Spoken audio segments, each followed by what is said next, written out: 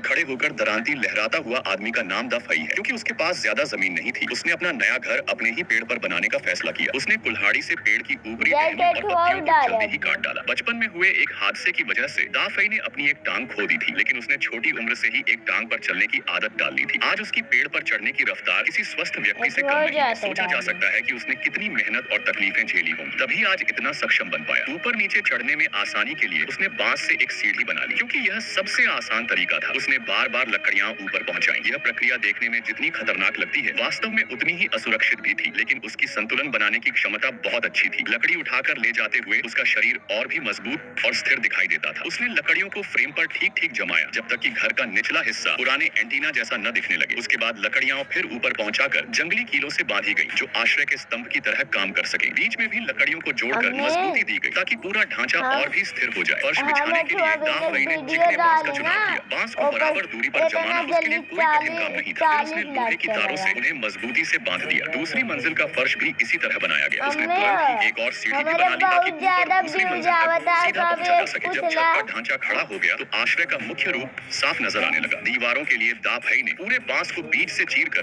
बांस की पट्टियां बना ली। इन पट्टियों को एक एक कर जोड़कर उसने दीवारों को स्थिरता दी। इस तरह एक सुंदर पेड़ पर बना आश्रय तैयार हो गया। लेकिन अभी काम पूरा नहीं हुआ था। जमीन पर उसने और बांस को आधा काटा और फिर उन पट्टियों को ऊपर ले गया। ये पट्टियां छत की टाइलों का काम करती। एक उलटी और एक सीधी पट्टी लगाकर उसने छत को इस तरह बनाया कि बारिश का पानी अंदर न घुसे। यहाँ तक कि छज्जे का हिस्सा भी बहुत अच्छे से बना लिया। बाकी बांस से उसने एक बड़ा दरवाजा भी गढ़ा, जिससे तेज हवा को रोका जा सके। जब खिड़कियां भी लग गईं, तो उसने आगे की योजना शुरू की, क्योंकि उसने पहले से ही जगह का इस्तेमाल सोच कर रखा था। इस बार उसने पूरे बांस का उपयोग किया, क्योंकि यह जगह कबूतर पालने के लिए थी। अगर बाढ़ बहुत पतली होती, तो कबूतर आसानी से उड़कर नीचे गिर सकते थे। घर के छोटे चूजों को भी ऊपर लाना था, इसलिए उनके लिए भी एक अलग घर बनाया गया। अब तक इस पेड़ पर बने प्लेटफॉर्म पर 3 छोटे छोटे मकान बन चुके थे, लेकिन यह भी अंत नहीं था। उसे अब कबूतरों के लिए भी घोंसले बनाने थे। दा फई ने बांस की पट्टियां जोड़कर लकड़ी के पैनल बनाए। इनमें पहले से छेद रखे गए थे, ताकि कबूतर आसानी से अंदर बाहर आ जा सके। फिर उसने इन पैनलों को जोड़कर 2 कबूतर घर तैयार कर दिए। इन्हें उसने प्लेटफॉर्म के किनारे लगाया, ताकि कबूतर आसानी से उड़ सके। कबूतर घर की छत भी बांस की पट्टियों से बनाई गई, ताकि बारिश का पानी आसानी से बह जाए। अब पूरा प्लेटफॉर्म और उसकी सभी इमारतें पूरी हो चुकी थी। सुरक्षा के लिए